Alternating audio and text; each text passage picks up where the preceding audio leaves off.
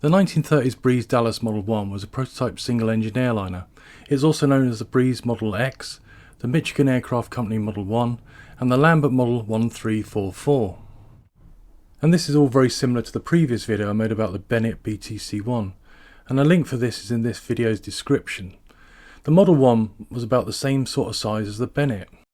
The other similarities: Vance, Breese and various other people connected with it. It also changed ownership many times and accumulated various names along the way. Breese, who was an engineer and a test pilot, teamed up with Detroit auto salesman Charles Dallas to produce a modern transcontinental all-metal constructed aircraft. It was engineered by Art Mankey, who was involved with the previously mentioned Bennet BTC-1. Some part-time design work was undertaken by Jerry Vultee, who Breese was involved with in setting up the Vultee Aircraft Corporation. And you can see here the design similarities with the 1933 Vultee V1. I have no idea why they did not collectively put all their eggs in one basket and go with one of the aircraft types. So construction of the 6-passenger Breese-Dallas Model 1 was started in September 1932. I could not find next to nothing about its construction. It was an all-metal aircraft, and the centre fuselage used welded steel tubing.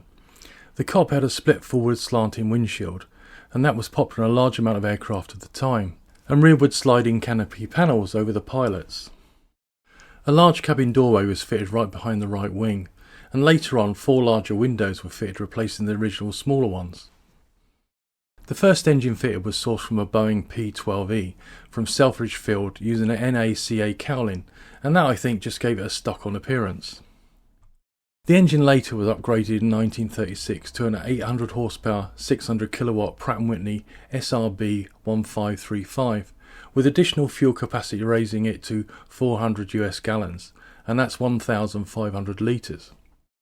The first flight with the registration November X-ray 12899, and later that was November Romeo 12899, was made in February 1933. It was piloted by Vance Breese and Frederick Coe.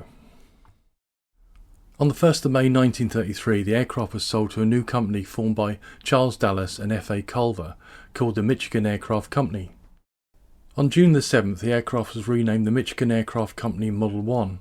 It would be transferred between companies owned by Dallas until 1935, when it was then sold back to Vance Breese, and at this point I think it was now called the Model X.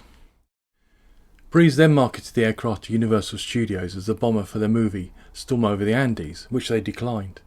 Then Breese prepared the aircraft for the Benedict Trophy race that year, but it did not enter.